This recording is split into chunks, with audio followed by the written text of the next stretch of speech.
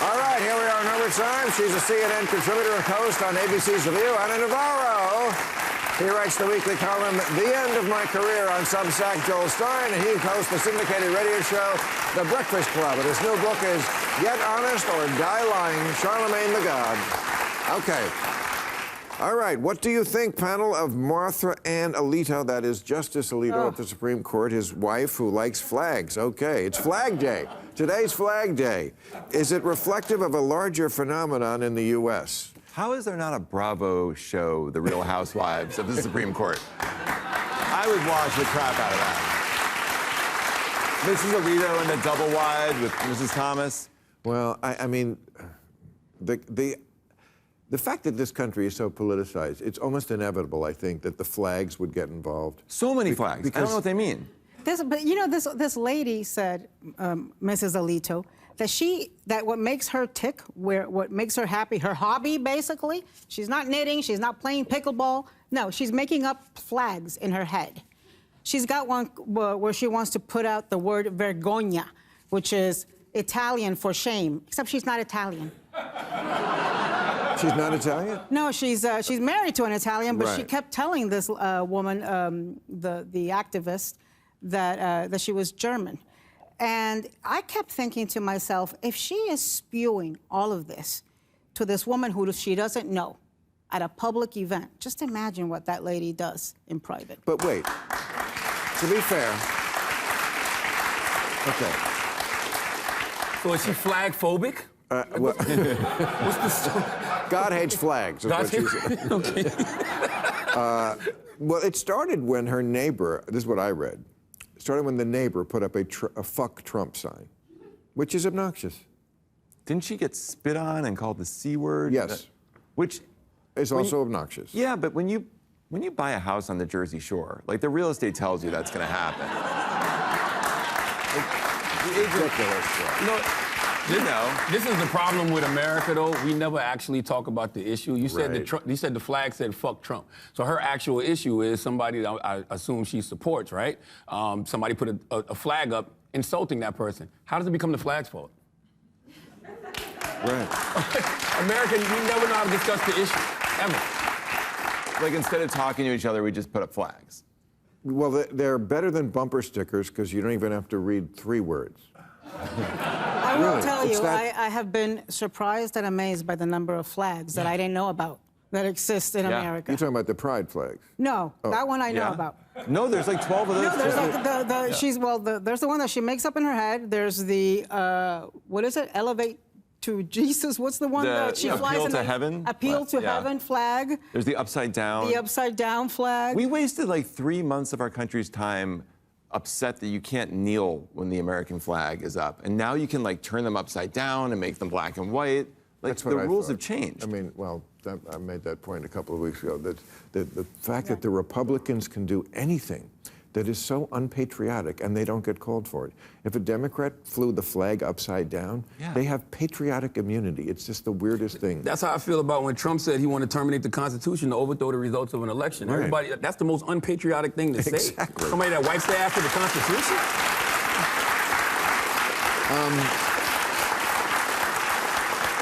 Charlamagne, this is for you. Is Trump dangerous because he's funny? What the fuck? Is he No.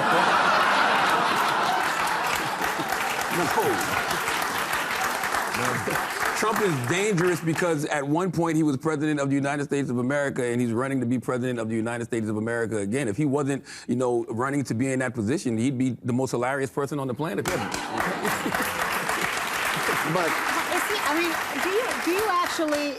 You're a comedian. Do you actually find him funny? Because Yes. people are laughing at him. unintentionally. Yes. It's a scream. If he were, Oh, he's so funny, but he doesn't know it. every time No, really. I mean, there are people like that. He has no... When I listen to him, when he's talking in those rallies about the sharks and the batteries, I'm Exactly. waiting That was for the great. men in white jackets to show But it's up. only because he's running for president. If he wasn't running for president, you'd be like, this stand-up is amazing. That's the whole thing. But he sounds, and I've heard you talk about this subject before, he sounds like more of a normal person. Yes. And that, I know you say that the Republicans have a big advantage because they They talk like real people. Yeah. Yeah, I mean, Republicans are more sincere about their lies than Democrats are about their truth. Like when you listen to Donald Trump talk, you listen to Marjorie Taylor Greene, that's what Waffle House sounds like at 3 in the morning. And sadly, people relate to that. I gotta disagree with you on that, because I think a lot more people disagree with having a fuck up in their family who got on drugs than they do with paying hundreds of thousands of dollars in hush money. Yes, I agree. But that fuck up in your family on drugs is so funny when he's not stealing from you. Right. He's hilarious. Give him $20, make him dance. You never did that? Okay. Just me. What impact will the Supreme Court's decision to strike down the ban on gun bump stocks have? Okay, so look, I'm not the biggest expert on guns, but I try to understand and not just talk, because that I hear a lot. People who don't know anything about guns and talk about them. I'm trying to limit what I say commensurate to my knowledge, which is not that much. Okay, bump stocks, I understand, are this thing you can attach to a gun, and it basically becomes a machine gun. And a machine gun is illegal in America.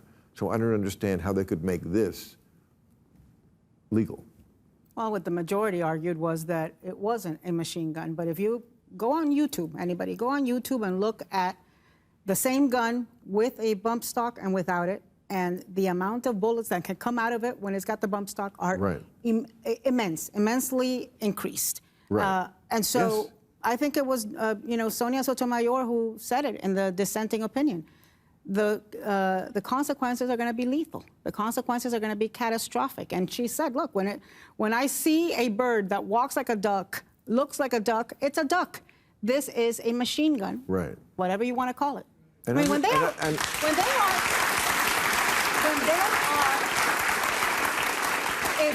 if Donald Trump thought it was a machine gun, Donald Trump banned this Right, thing. yeah. I mean, these folks have become the Supreme Court has become so conservative, they're overturning Trump.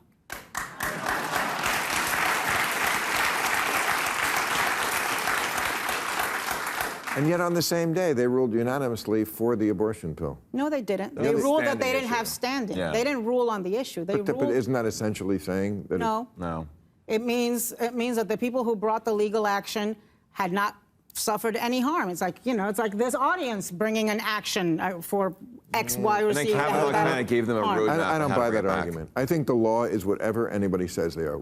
It's what they want to rule on, and then they will find a reason. There is a whole fucking wall of books behind them. If you can't find some law in there to back up what you really want to say in your ruling, then you're not a good lawyer. And they do it all the time. Well- So if they, for some reason, they wanted to keep... The difference is, though, that by not ruling on the actual legal issue, that legal issue could come up again if it is brought by folks who do have standing and who can prove that they've somehow been harmed by it. What is the reason why anyone would need a gun to fire that many rounds? I mean... A mass shooting. Well, but you can't really give that reason. I'm just saying, what is That's the reason. What is the rationale? But if you're going into, if you're arguing this in court and you were saying, we really need these bump stocks because, I don't know, my house is being attacked by the North Korean army. Yeah. I need to shoot 1,000 of something when I go out hunting. I don't understand where you even get that rationale. It would be something involving some type of fear. I don't know what the fear would be, but it would be something involving this person is afraid of something. Zombies. Zombies, okay. Right. Goddamn America. We used to be a proper country. Yeah, we did. We used to be a proper country. There's a flag for that. Does Hillary Wouldn't Clinton... it be nice if that was a question on the form? What? In addition to asking if you're on drugs while you're buying the gun, why are you buying this gun that can shoot this many people Right. in such a You're short right. time?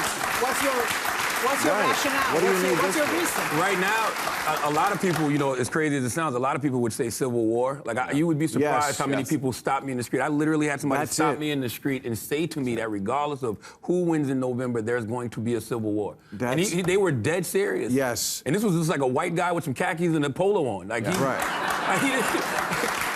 he was serious. You're right. No, you absolutely hit it on the head. That's what this is about. They think the war is coming, Yep. and you're going to need machine guns. Good night, everybody. No, I'm going to... one more. Let's such a depressing note.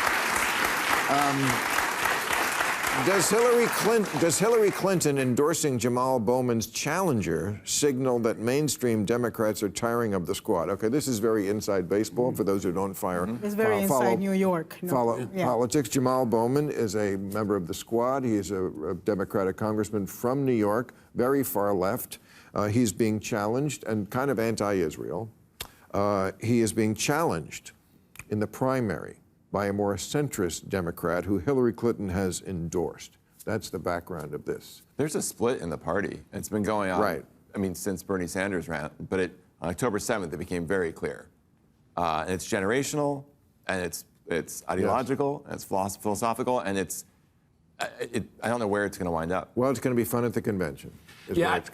I know Jamal. I wouldn't say Jamal I don't think he's anti-Israel. He's anti, the war that Israel is waging on Gaza, or what they call a genocide, right? So it's not a genocide. That's ridiculous. I'm not. That's their language. That's their language, and it's erroneous. And that's what he's against. So I think that we're all against war. Yeah. At some point, you have to make reasonable, practical decisions. If you think Hamas should be wiped out, and they did attack Israel, and they're avowed to wipe out Israel, they're the ones who actually are saying we would commit a genocide.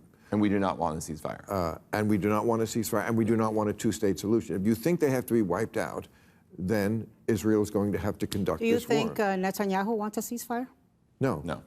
Of course That's a not. problem. He wants to finish That's a the war. problem too. So does everybody in Israel. Right. They all, even when Netanyahu's days are numbered, but even when he goes, I know lots of people who've been to Israel, the policy will continue. Yeah. They do. It's like they have to finish this war. But as long as Netanyahu keeps this war going, he doesn't have to answer the question of how the hell did this happen in the first place. Well, how is it possible that Hamas was training hundreds of feet from the border of Israel with the Mossad and the intelligence capabilities? And as long as he keeps this war going, he doesn't have to answer the question. Well, but to answer your question, I do think Hillary is supporting the other candidate because the candidate is pro-Israel and Jamal is labeled anti-Israel. To answer the question. Right. Okay. But we have to figure out a way to talk about this issue where we are not telling young people that they're dumb, because when we were young and people told us that, it didn't work. So I don't know how to do it.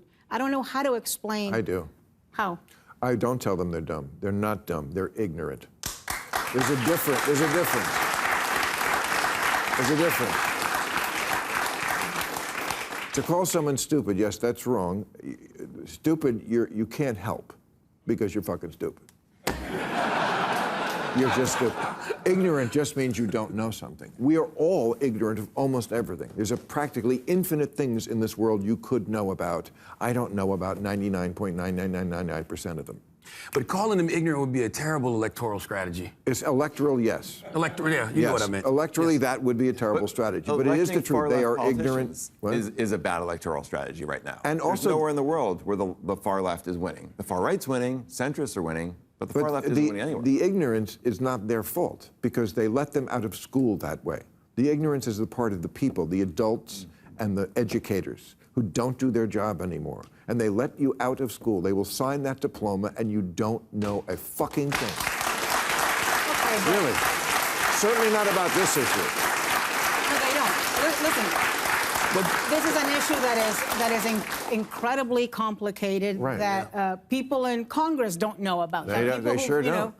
To Anna's point, though, they should find a way to talk about it because dismissing all of those young folks is not going to help them in November. That is true. And when you look at what's going on in Michigan, when you have a bunch of voters voting non-committed, I don't know how they're going to flip that switch come November to say, hey, go out and vote. But I got to say, because let me tell you something. The last thing you want is Donald Trump doing foreign policy with Netanyahu. They're going to turn Gaza into a pavement, into a parking lot. That's right. It's not going to be any better. That's what I'm saying. But it's got to also work both ways.